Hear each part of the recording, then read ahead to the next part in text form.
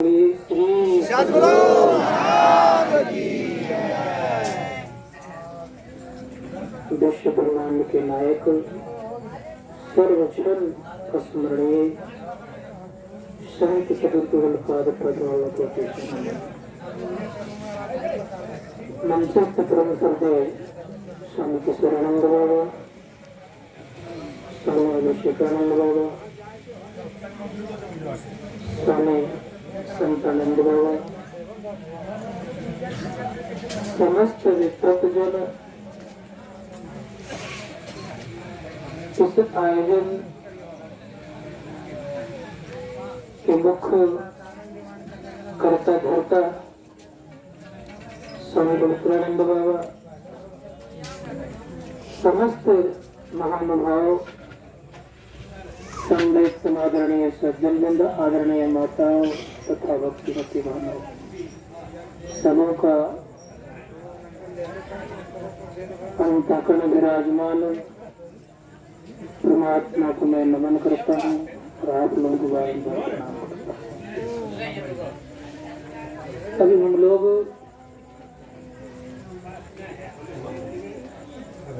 पवित्र विवाह उत्सव पर हम लोग उपस्थित हैं।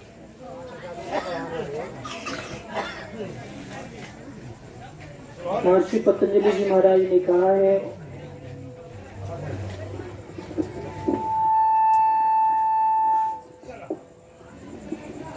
कि विवाह संस्कार भी आता है।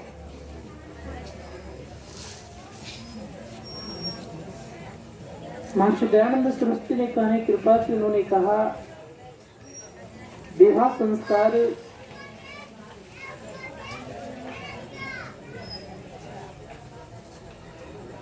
संतानों उत्पन्न करने हेतु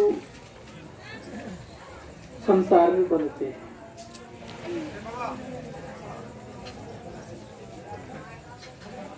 लेकिन अगर गारस्थ जीवन कुछ संयमित पूर्वक जिया जाए तो सर्वोपरि ये जीवन हुआ करता है। और इसी जीवन से इतिहास देखेंगे आप लोग तो आप पाएंगे या किसी जीवन में जी करके बड़े बड़े ऋषि मुनि गण हुए और उस परम तत्व परमात्मा को प्राप्त किया। अक्षर अधिकांश तक। इसीलिए मैंने कहा कि पवित्रता पूर्वक अगर जीवन जिया जाए इससे उत्तम जीवन नहीं है। किस प्रकार की ये जीवन है? जैसे उन्होंने कभी सर्कस देखे है ना, तो सर्कस में क्या होता है, जाल लगाया जाता है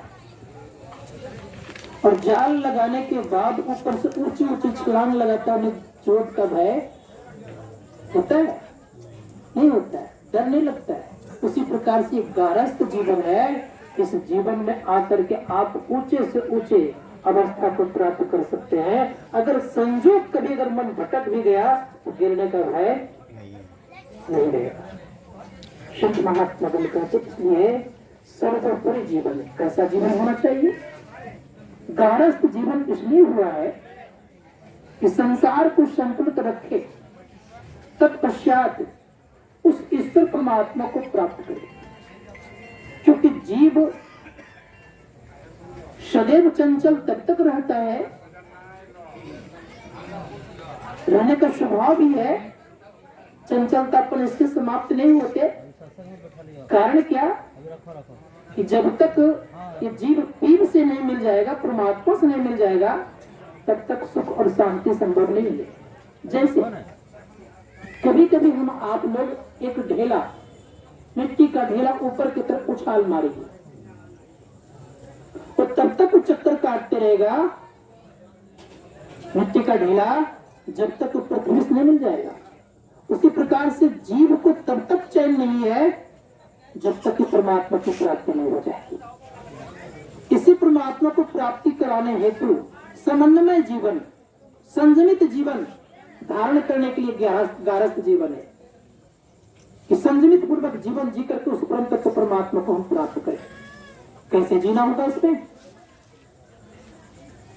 इस जीवन में बड़ा अच्छा अवसर ये हमें संत कबीर साहब सिखाते हैं।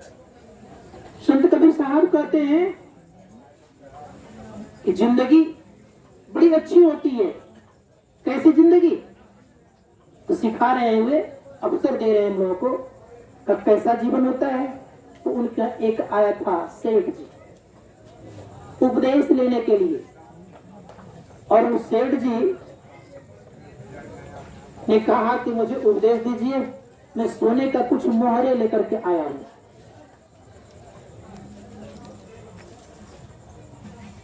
बड़े प्रेम से संत कबीर साहब कहते कि रख दीजिए। रख दिए। रख देने के बाद ताना बाना का काम करते थे, अर्थात कपड़े बुनाई का काम करते थे। अब स्थिति क्या हो गई? दिन का समय था।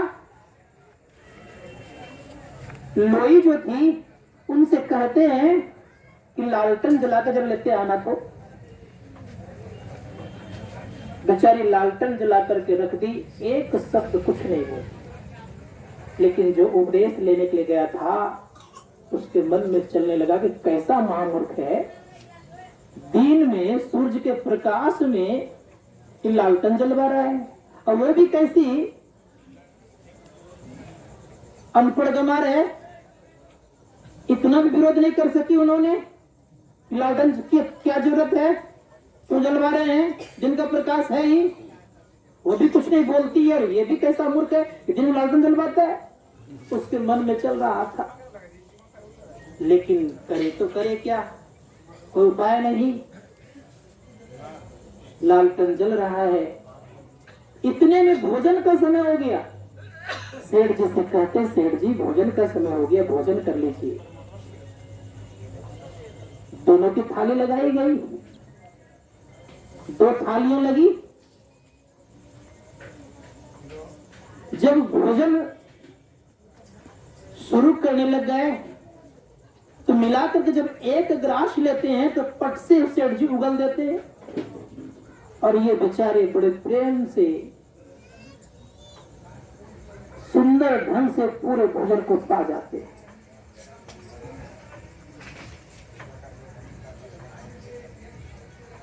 अब जब भोजन एक ग्रास भी नहीं खा पाए, उसके मन में चल रहा था कैसा ये पगला है। लोग कहते हैं ज्ञानी है। ज्ञानी का यही लक्षण होता है कि एक बात भी पत्नी कुछ नहीं कर रही है, मैं को एक बात भी कुछ नहीं कर रही है। मैं अगर रहता इस जगह पे तो बहुत पिटाई करता है, तो बहुत बात करता। हाथ धो लिए। सेठ जी कहते मैं मूर्खों के पास आ गया हूं, इससे उपदेश लेने से कोई फायदा नहीं। जब जाने लगे तो कहते कि मैं तो आया था उपदेश लेने के लिए, लेकिन मैं समझा कि आप ज्ञानी हैं, लेकिन ज्ञानी नजर नहीं आए। आपका हुआ क्या? अब बात यह है कि मैंने सोचा कि आप बड़े अच्छे ज्ञानी होंगे, ज्ञानी नजर नहीं है आप। कब बात क्या है? कब बात यह है कि आपने दिन में लालटेन जलवाए, और ये इतना नमक डाल दी थी, और उनको एक शब्द आपने नहीं कुछ कहा। ये ठीक बात तो नहीं है। संत कबीर साहब कहते कि पारिवारिक जिंदगी यही है। अगर आपकी बात को मानती है तो आपको भी उनकी गलती को क्षमा करना होगा, तब आपका सही और सुचारू रूप से जीवन यापन होगा। तभी गारस्थ जीवन आपका सुखद और सुलभ और सरल होगा। इसके उपाय और दूसरा नहीं। गारस्थ जीवन साधारण जीवन नहीं, कांटों की सेज है, फूलों का सैया नहीं। इस जीवन को जीना इतना आसान नहीं। पग पग पर कभी न कभी आपको जीवन में समस्याएं आएगी, लेकिन उन सारी समस्याओं का समाधान करने का उपाय अगर कोई है तो गारस्थ जीवन ही है। और इसी समस्याओं से जूझते हुए इस संसार को खिलाने का काम गारस्थ ही करते हैं। अगर गारस्थ जीवन ना होता तो हम आप ना होते, ना हम महात्मा होते, ना और कोई गुरु बनते, ना कोई भगवान होते, ना और कोई होते। इसलिए गारस्थ जीवन सर्वोपरि जीवन है। इस जीवन पवित्रता की जरूरत है। अगर पवित्रता हो जाए इस गारस्थ जीवन में ही। आप देखिए दत्तात्रेय से महापुरुष हुए, राम कृष्ण हुए, स्वामी विवेकानंद हुए, महर्षि मेही हुए, कबीर हुए, बुद्ध हुए, नानक हुए, सब तो गारस्थ जीवन में ही हुए। और आप जानते हैं गारस्थ जीवन से ही आए, कहीं बाहर से नहीं आए। लेकिन किसी में कोई विरक्त होते हैं और कोई गारस्थ होते हैं। विरक्त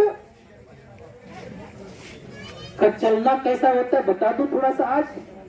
छुरे की धार पर चलना और विरक्त का चलना बराबर होता है। अर्थात उनके लिए टेढ़ी खीर होती है, टेढ़ी खीर के तो चलना होता है।